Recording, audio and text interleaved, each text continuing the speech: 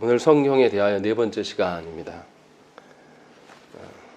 웨스트민스터 신앙고백서를 보면요, 성경에 대해서 무려 10항이나 아주 길게 설명을 하고 있습니다. 그러니까 성경을 어떻게 바라볼 것인가, 성경관, 이것이 얼마나 중요한가를 반영하고 있는 것이죠.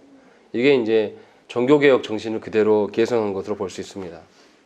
왜 그러냐면 칼빈과 루터의 그 종교개혁 당시에 인문학이 이제 굉장히 발달했습니다. 그래서 인문주의 영향이 우리가 원천으로 돌아가자라는 그런 주제로 모든 것을 개혁하려고 이제 본 것이죠.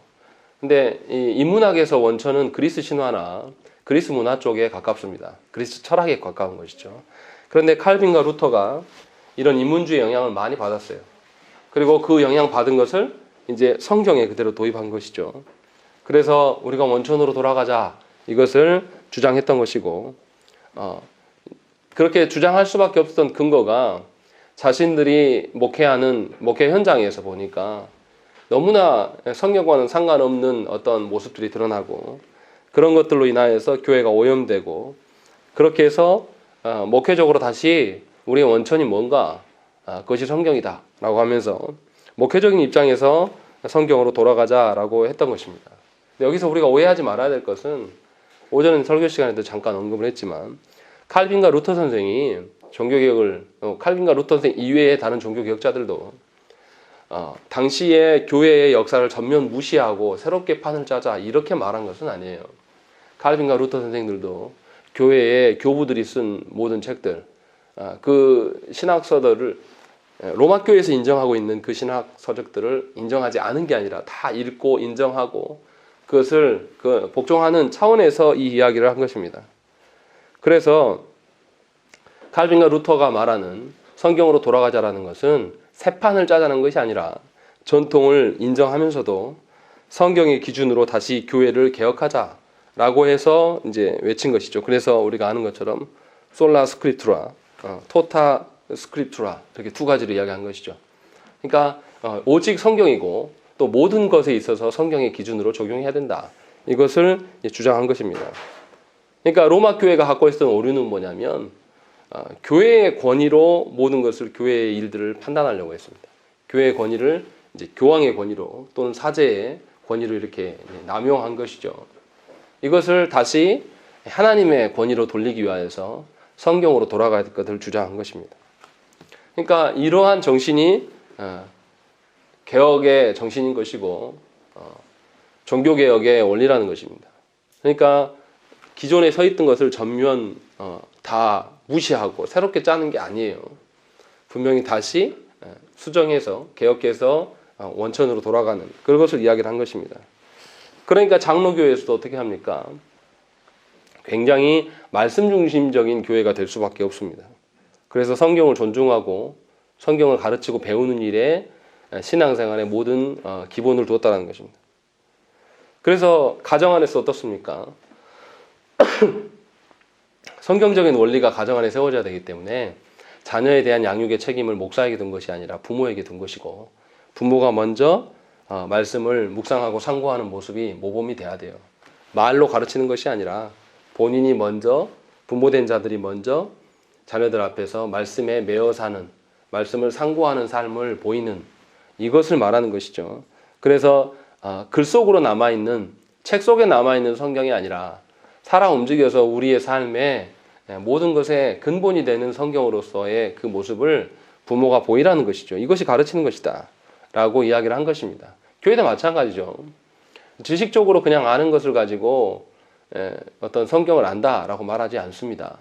분명하게 삼위 하나님의 역사하심과 삼위 하나님의 말씀을 아는 자라면 그 삼위 하나님의 주시는 은혜를 누릴 수 있는 자, 삼위 하나님의 그 복락을 베풀 수 있는 자일 수밖에 없다는 것이죠. 그렇게 해서 성경을 근간으로 인해서 교회가 교회다워지고 가정이 가정다워질 수 있는 것, 이것이 성경으로 돌아가자는 종교개혁의 정신입니다. 이제 그런 관점에서 이 종교개혁의 후예들이 웨스트민스터 신앙고백서를 쓸 때 무려 10항에 굉장히 길게 관련해서 기록을 하고 있어요. 그만큼 저와 여러분들이 성경을 도대체 어떻게 바라보느냐, 이것이 매우 중요합니다. 성경을 어떻게 보느냐에 따라서 교회가 나눠지고 이단이 되기도 하고, 이것이 굉장히 중요해요. 아직 성경의 내용 한마디도 안 했는데 성경관, 우리가 갖고 있는 성경관을 어떻게 여기는 것이냐, 이것이 굉장히 중요한 것이죠. 예를 들어서 성경을 그냥 신앙생활 하는 데 있어서 참고 도서 정도로 생각하면 이거는 개혁주의적인 정신이 아니에요. 장로교에서 말하는 성경관이 아니라는 것입니다. 하나님께서 주신 하나님의 말씀, 하나님의 당신의 어떠하심을 보여주신 유일한 통로가 쓰여진 것이 이 말씀이다 라고 이렇게 인정하는 것, 참고서가 아니라 하나님을 알아가는 근간이 될 수밖에 없는 유일한 통로로 여기는 것이죠. 근데 그것을 정말 여러분들이 인정하고 사느냐, 이것이 굉장히 중요한 것입니다. 그래서 성경에 대해서 이렇게 이제 언급을 하고 있는 것입니다. 오늘은 이제 8항, 9항, 10항 이렇게 나와 있는데요. 8항에는 성경의 번역에 대한 이야기들을 하고 있습니다. 분명히 성경이 말로 된 게 아니라 기록되어진 언어예요. 그래서 어떻습니까? 성경을 쓸 때도 하나님께서 신구약 성경을 기록할 때도 구약은 히브리어로, 신약은 헬라어로, 또 일부분에서는 아람어로도 기억을 했습니다. 예수님 당시에 헬라어를 쓴 게 아니라 아람어를 사용했어요. 근데 이렇게 쓰게 하셨다라는 것, 이게 무엇을 의미하는 걸까요? 오전에 고린도전서에서 사도 바울 선생이 계속 이야기했던 것과 맥락이 같아요. 방언과 예언이 알아들을 수 없는 말이면 아무런 의미가 없다라고 말한 것과 똑같다라는 것이죠. 분명히 성경은 당시 성도들이 사용하던 언어, 그 모국어로 분명히 하나님께서 주셨고, 그래서 알아들을 수 있는 말이었다는 것입니다. 그러니까 그 후에들도 복음이 들어갈 때에 알 수 없는 말로 들어가는 것이 아니라 성경에 알아들을 수 있는 말, 그 나라 말로 번역하는 일에 열심을 냈고, 그 번역하는 일로 인하여서 성경이 전수되었어요. 다시 말하면 성경이 쓰여진 것도 성령님이 하신 것이고, 성경이 쓰여진 것이 보존되고 또 전달되고 깨닫게 하시는 것도 성령님이 하신다라는 이 관점으로 봤을 때 성경의 번역 작업들까지도 하나님께서 관여하시고 일하셨다라고 우리가 볼 수 있다는 것입니다. 다시 말하면 이걸 뒤집어서 성경 이야기를 하면 어떻게 해야 됩니까? 성경을 읽을 때 처음 주셨던 사람들의 상황에서 이 성경을 어떻게 읽혀졌을까? 이것이 중요하다라는 거예요. 우리는 어떻게 읽습니까? 성경을? 처음 성경이 쓰여졌을 때 그 사람, 그 교회에 어떻게 이게 들려졌을까를 생각하지 않고 지금 내가 볼 때 이것이 어떤 느낌이다, 이렇게 우리는 많이 읽습니다. 그래서 오해를 많이 불러와요. 그래서 한국교회 어떻습니까? 예배당을 뭐라고 부릅니까? 성전이라고 부르잖아요. 아직도. 그리고 설교자들을 뭐라고 부릅니까? 부르진 않지만 제사장인 것처럼.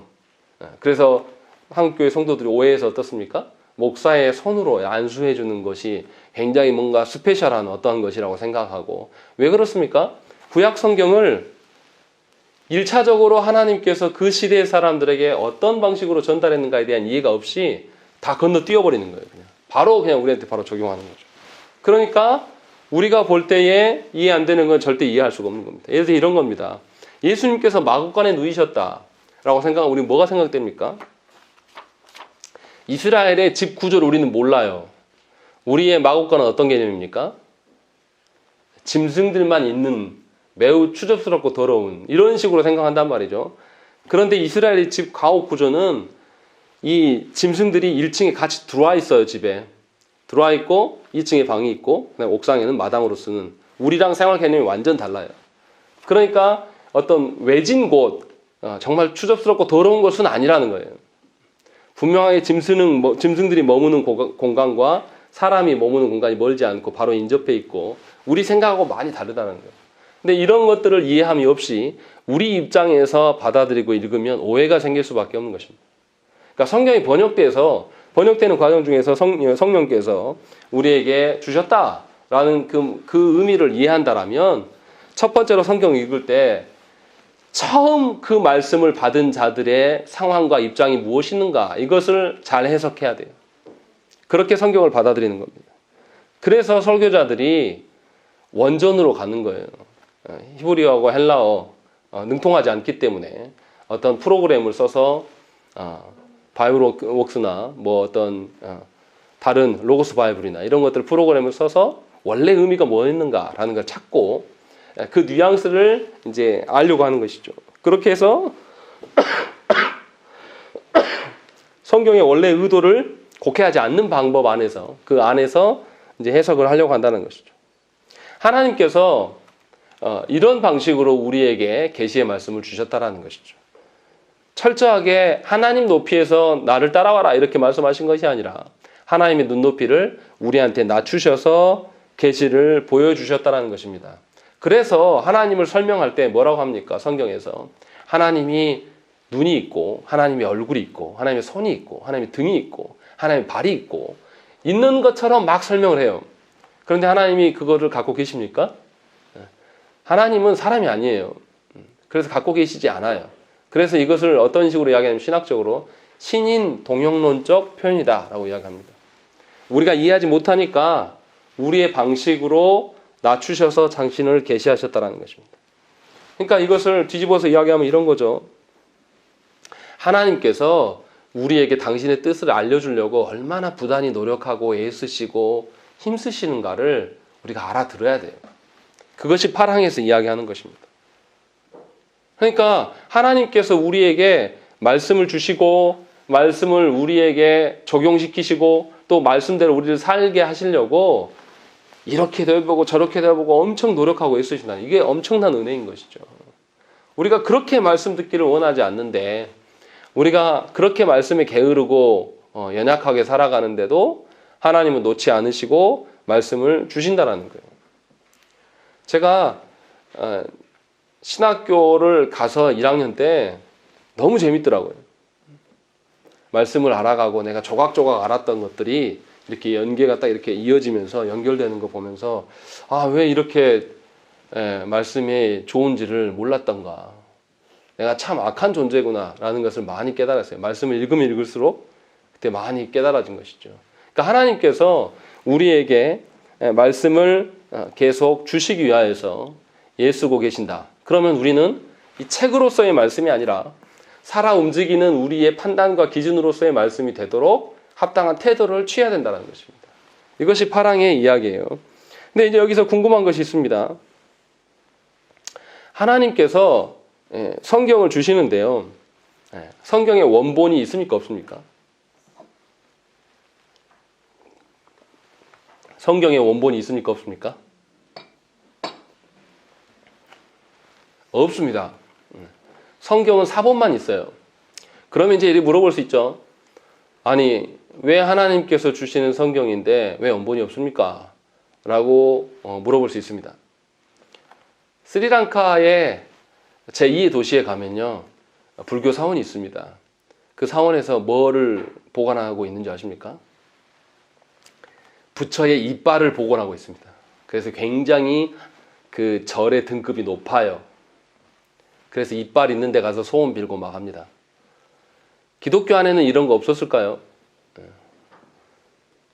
지금도 있잖아요. 예수님의 그 돌아가셨을 때 입었던 수의가 발견됐다.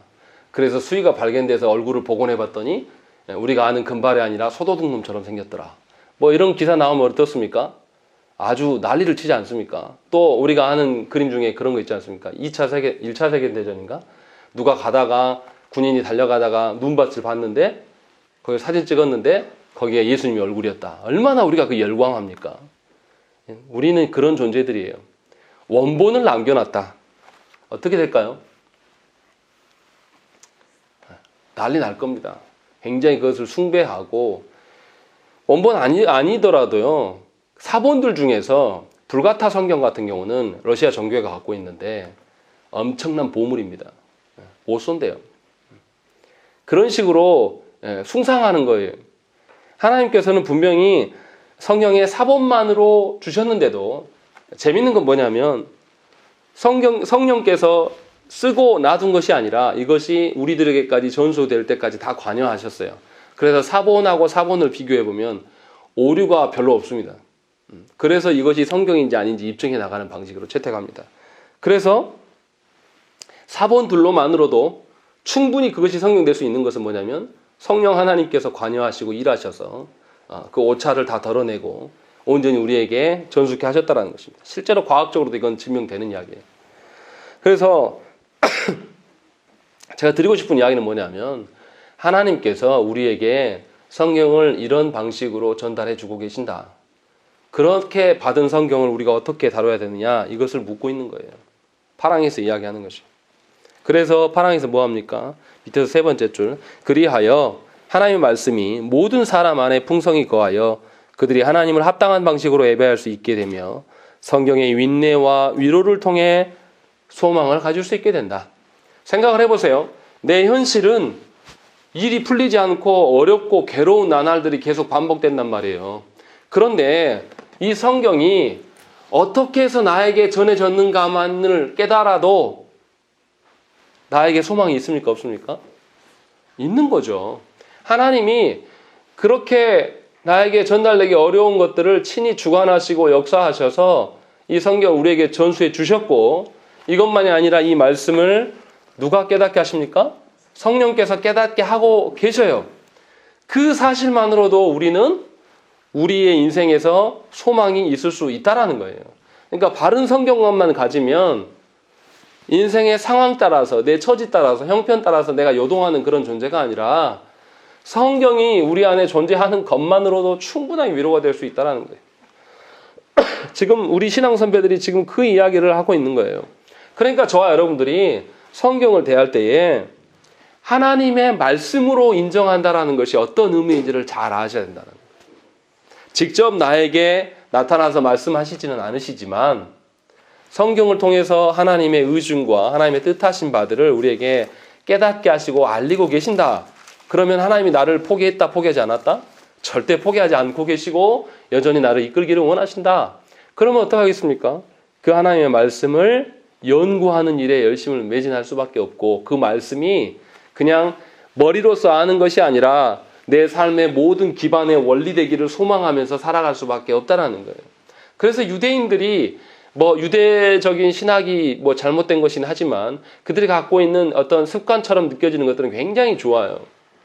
성경을 다 암송시킵니다. 구약 성경 다 외워요. 유대 학자들하고 만나서 이야기하면 개신교 신학자들은 뒤로 다 나가 떨어집니다. 원본으로 다 암기해버리거든요. 찌르면 다 나와요. 그렇게 소중히 여깁니다. 물론 그 외웠다고 해서 구원이 있고 이런 것은 아니지만 성경을 대하는 태도들은 우리가 이제 한번 돌아봐야 된다는 것이죠. 그러니까 모든 성도와 교회는 반드시 성경을 통해서 우리의 존재됨을 확인할 수가 있고 그렇기 때문에 예배도 성경의 기준으로서의 예배가 돼야 되고 우리의 삶의 소망도 성경에 기반을 둘 수밖에 없다라는 것이 파랑의 이야기입니다. 그리고 구항에서는 무슨 이야기 하냐면 성경 해석에 대한 부분들입니다.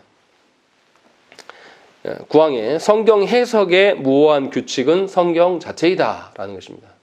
성경의 그 해석은 반드시 성경으로만 입증해야 된다라는 것입니다. 우리가 이미 앞에서 언급했던 성경의 자증성과 같은 개념인 것이죠. 그러면 왜 성경은 성경으로 해석해야 될까요? 왜 성경은 성경으로 해석을 해야 될까요? 이게 과학적으로 보면 약간 오류가 있는 것처럼 느껴지잖아요. 나의 진실됨을 내가 입증한다. 이것을 우리가 생각할 때 어떻게 이해가 됩니까? 지 마음대로 하겠구나. 지 하고 싶은 대로 하려고 하는구나. 이렇게 받아들일 수 있어요. 근데 삼위 하나님께서 관여하시고 성령 하나님께서 쓰시고 보존케 하시고 우리에게 전달케 하시고 깨닫게 하신다라는 것을 기반으로 이 말씀을 들으면 이해가 돼요. 무슨 말이냐면 하나님께서 우리 교회와 성도들에게 주신 것 중에서 최고 권위는 물론 삼위 하나님이시지만 삼위 하나님은 객관적으로 보이지 않고 손에 만지지 않는 분이기 때문에 일단 놔두고 다른 권위를 이야기할 때 성경이 최고 권위입니다. 그러니까 성경의 권위보다 더 높은 권위가 없어요. 그렇기 때문에 모든 성경의 해석이 궁극적인 것은 성경일 수밖에 없다는 것입니다. 하나님 주신 최고의 모든 궁극적인 권위가 그곳에 있기 때문에. 그래서 우리 입장은 어떻습니까? 성경 이 자체가 하나님의 말씀이라고 보는 거예요. 근데 로마 교회는 그렇게 안 봅니다. 성경에는 오류도 있고 사람의 말도 있고 사람의 생각도 있다. 그래서 이것을 수정해야 되는데 이것이 교회가 갖고 있는 권위다 라고 이야기를 합니다. 그래서 로마 교회는 교회가 성령의 역사하심으로 정경 위에 다른 성경도 추가해서 넣고 이것을 추가하는 것에 하나님께서 허락하셨다. 이런 논리를 펴나가는 것이죠. 그러니까 성경 해석의 권한이 성령 하나님께 있는 것이 아니라 교회에 있고 교회의 최고 수장인 교황에게 있다. 이렇게 이야기를 합니다.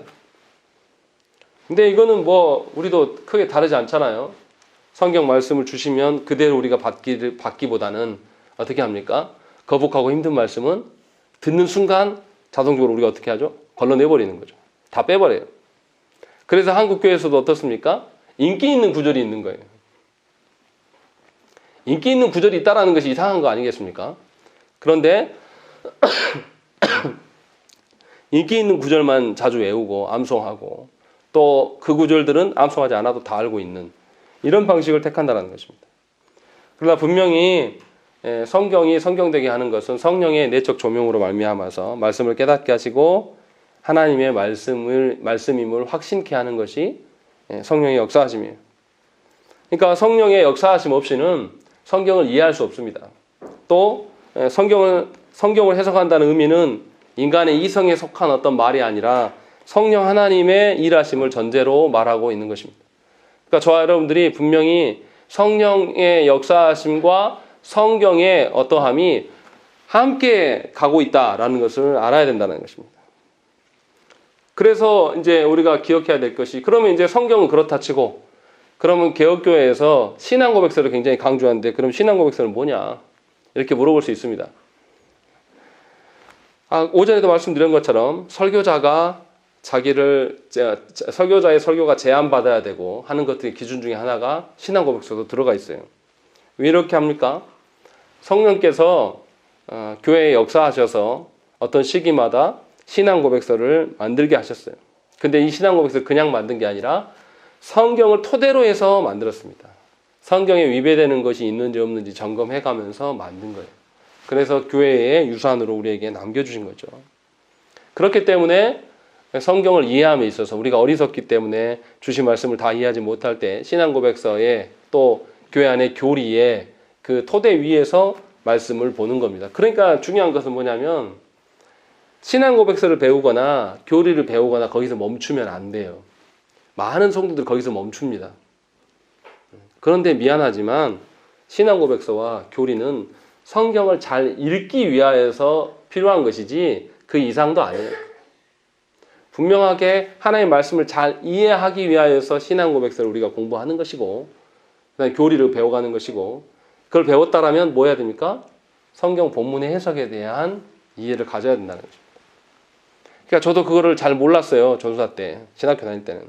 그래서 조직신학만, 교리만 굉장히 강조하고 그것만 열심히 공부했습니다. 그런데 공부를 더 해보니까 사람이 이상해지는 거예요. 교리만 알고 신앙고백서만 막 강조하면 어떻게 됩니까? 사람이 부드럽고 유해지지 않아요. 교리 강조하는 목사치고 부드러운 분이 거의 없습니다. 다 날카롭고 비판적이고 정죄하는 데 익숙해요. 그런데 하나님 주신 깨닫게 하신 것을 근거로 말씀을 하나하나 이제 읽어가면서 주의해가지고 해석하면 사람이 하나님 앞에 겸손해질 수밖에 없습니다. 하나님의 말씀은 단편적인 교리의 어떠함이 아니라 정말 복합적으로 들어있구나. 그래서 똑같은 본문을 한번 설교를 했는데 다시 설교하면은 또 새로운 것이 나와요. 그리고 또 다시 설교해도 또 새로운 것이 나온다는 걸 깨닫게 돼요. 근데 교리나 신앙고백서만 강조하는 분들은 모든 성경을 그 입장에서 다 해석해버리니까 결과가 똑같습니다. 어떤 본문을 설교해도 똑같은 얘기밖에 나올 수가 없는 거예요. 그런 함정에 빠질 수가 있다는 것이죠. 그렇기 때문에 성경의 해석에 대한 것은 성령 하나님께서 해석해 하시는 것이고 성령 하나님께서 분명히 성경을 통하여서 일하신다라는 것이 우리 안에 전제되어 있어야 한다는 것이죠. 그러니까 저와 여러분들이 분명하게 신앙고백서 배우는 것 열심히 내야 됩니다. 성경을 잘 읽기 위하여서, 성경을 바르게 해석하기 위하여서. 그러나 성경을 해석한 데서 멈추면 안 되고 성경을 해석하였다면 그것이 우리 일상의 기준이 될 수 있도록 우리가 잘 순종해 나가야 한다는 것이죠. 그것이 이제 9항에서 하는 이야기고요. 10항에서는 이제 성경과 성령 하나님의 일하심에 대해서 이야기를 하고 있습니다. 교회의 모든 결정은 성경 안에서 일하시는 성령 하나님께 달려있고 성령께서 우리에게 전적인 순종을 요구하십니다. 그러니까 성령의 역사 없이는 교회 안에 어떠한 일들도 일어날 수가 없다는 것입니다.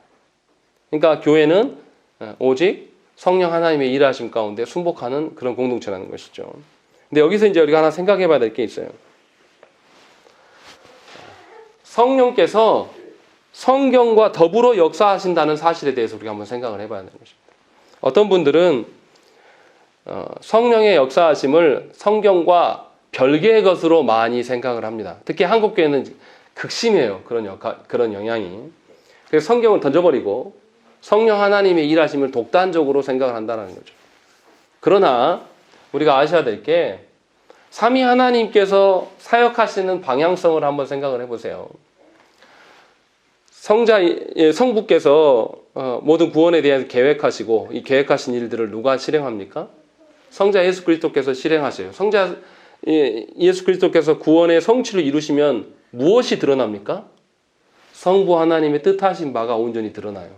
그러니까 성자 예수님은 온전히 누구만을 드러냅니까? 성부 하나님을 드러내는 방식으로 자신의 사역을 감당하셨습니다. 그래서 요한복음 17장에도 계속 그 말씀을 하시는 거예요. 나는 아버지께서 말씀하신 것만 말한다. 내가 독단적으로 행동하지 않는다. 라는 그런 고백들을 예수님께서 친히 하시는 거죠. 그리고 성령 하나님은 누구를 드러내는 사역을 하십니까? 자신이 아니에요. 독단적으로 자기만 독립적으로 사역하시는 분이 아니라 성자 예수 그리스도의 구원의 성취하심을 드러내고 또 성자 예수 그리스도를 드러내심으로 말미암아 성부 하나님의 뜻하신 바를 드러내는 사역으로서 성령 하나님이 일하신단 말이에요. 그러니까 우리가 아까 불렀던 찬양대로 예수 그리스도께서 말씀의 중심이기 때문에 말씀의 어떠함을 반드시 동반하면서 사역하실 수밖에 없는 거예요. 성령 하나님. 이렇게 하나님께서 말씀에 매이십니다. 언약에 매이시는 하나님께서 똑같이 말씀에 매어서 함께 일하신다는 겁니다. 이것을 오해해서 들으시면 안 돼요. 성령님이 그럼 독단적으로 사역할 수 없냐? 사역하실 수 있죠. 그러나 성경에 기반하여서 일하신다는 것을 우리가 잊어버리면 안 된다는 것입니다. 그런데 한국교회에서는 어떻게 합니까? 이것을 다 떼 던져버리고 성령께서 홀로 독단적으로 사역하시는 것처럼 환상을 보고 어떤 신비적인 어떤 체험을 하면서 이것이 성령의 역사이다 라고 말한다는 것입니다. 그렇기 때문에 교회가 병들고 어지러워지는 거예요. 우리는 무능하고 무지해서 종교적인 어떤 신비적 현상과 하나님의 역사하심을 구분해낼 능력이 없어요. 우리는. 그런 하나님께서 신비적으로 우리에게 역사해 보여주셔도 어떻습니까? 우리가 그 되어진 일들을 잘 이해하고 일들을 방비할 수 있습니까? 그런 사람 있으면 한번 데리고 와 보십시오. 한 명도 그런 사람 없어요. 교회 가운데 교회 역사상 그런 경우가 없습니다. 하나님이 신비적인 방식으로 행하셔도 우리는 어리석기 때문에 알아듣지를 못해요. 다시 제가 드리고 싶은 이야기는 뭐냐면 성령께서는 오직 성경 안에서 말씀하시고 일하셔서 알아듣게 하신다는 거예요. 알아듣지 못하는 방식으로 우리를 이끄시면서 어떤 신비적인 방편을 활용하시는 하나님이 분명히 아니시라는 거예요. 그러면 성경이 필요 없죠. 그러면 성경을 따를 필요가 없는 것이죠. 왜냐하면 다른 방편이 또 있을 테니까. 그러니까 신앙생활을 해나갈 때에 성경만이 유일한 하나님의 계시고 그 계시 가운데 성령 하나님께서 일하신다라는 것을 인정하는 것이 굉장히 중요한 것입니다. 그렇지 않고 독단적인 다른 방식으로 생각하게 되면 성령의 역사가 신비적인 어떤 종교 체험으로 치달을 수밖에 없는 것입니다. 신비적인 종교 체험을 경험하면 사람은 누구를 드러냅니까? 자신을 드러내요. 자신을. 그러면 그 공동체의 주인이 하나님이 아니라 사람이 돼버리는 거죠. 사람이 장악하게 되는. 그래서 어떻습니까? 모 교회에서 치유 집회를 할 때 누구 이름을 걸고 합니까? 특정 사람 이름을 걸고 하는 거예요.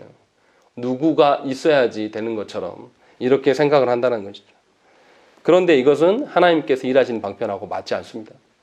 분명히 신앙생활을 하는 사람들은 하나님께서 알아듣게 일하시고 그렇기 때문에 우리가 그 안에서 하나님의 뜻하신 바를 찾아야 돼요. 그러면 신앙생활, 이런 방식으로 신앙생활을 해야 하는 분들의 특징이 뭡니까? 소통할 수 있는 사람들이에요. 맹목적으로 외골수적으로 되어지지 않는다라는 것입니다. 이 점에 대해서 우리가 잘 생각을 해봐야 돼. 내가 성경을 알아가고 있고 성령 하나님의 역사 가운데 있는데 사람들하고 같이 소통하지 못한다는 것은 뭔가 문제가 있는 겁니다. 우리 하나님은 그렇게 일하시는 분이 아니에요. 그리고 여기서 또 다른 측면으로 한번 생각을 해봐야 돼요. 통합적 교단에서 존중하는 칼바르트가 성경을 어떻게 바라봤느냐, 이게 굉장히 중요합니다. 자유주의자들은 성경의 신비적인 역사를 다 부정했습니다. 인정하지 않았어요. 그리고 성경은 그냥 책일 뿐이다. 그래서 성경 그 자체로는 말씀이 될 수 없다. 그게 말씀이 되려면 하나님의 역사하심이 있어야 된다. 이렇게 주장을 한 거죠. 그래서 이것은 뭐냐면 그 성경은 하나님의 역사하셨다는 그냥 증거 자료일 뿐이다. 이렇게 주장을 한 거예요. 그렇게 성경을 봅니다. 그래서 이들은 성경을 통해서 성령 하나님이 일하시는 것을 부인하는 그런 형태를 취합니다.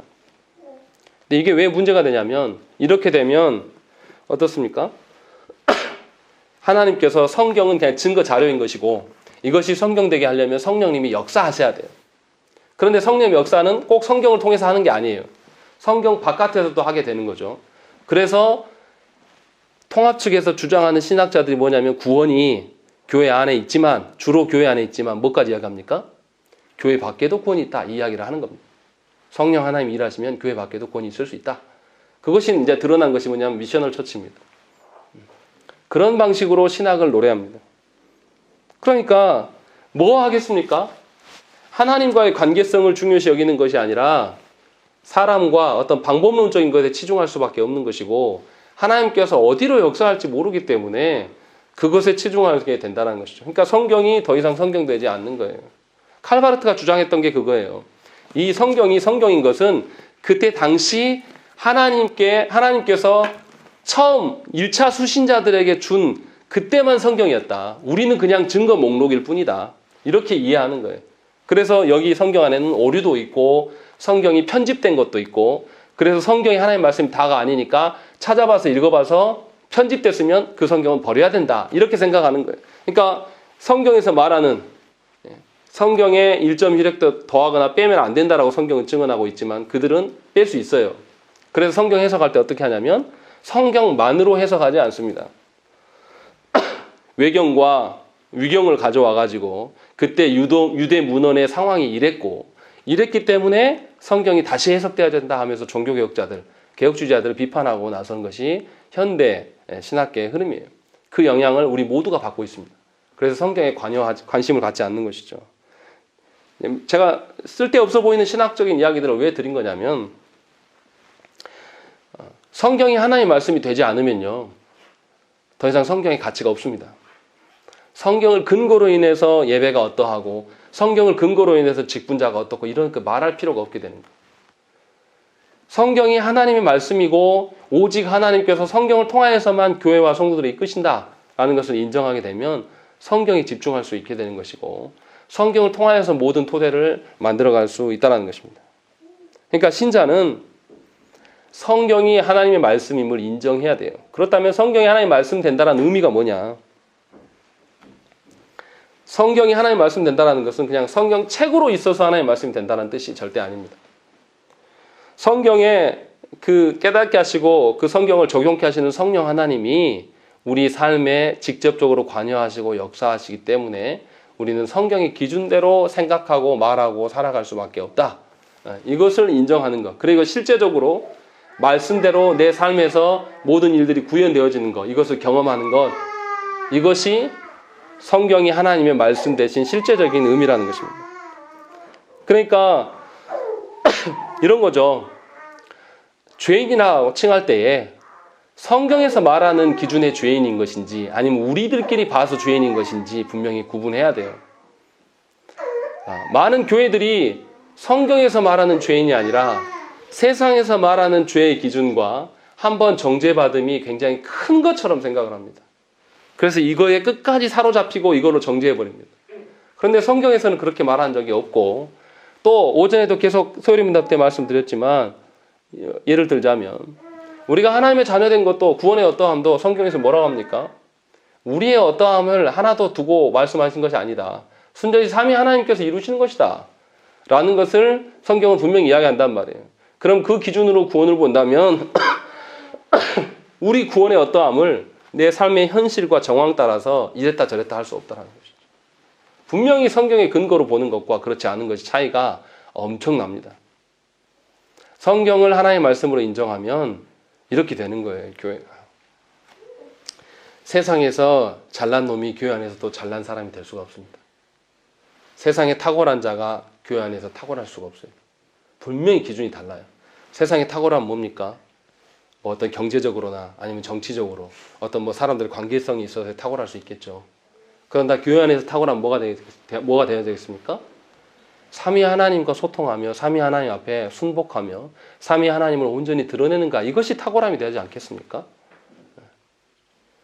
그런데 어찌된 것인지 우리의 현실 속에서는 세상에서 힘 있는 자가 교회 안에서도 힘 있는 구조를 갖게 되는 것입니다. 그런 것이 뭐냐면 전부 다 성경을 하나의 말씀으로 인정하지 않는 데에서 출발한 것이라는 것을 분명히 아셔야 된다는 것이죠.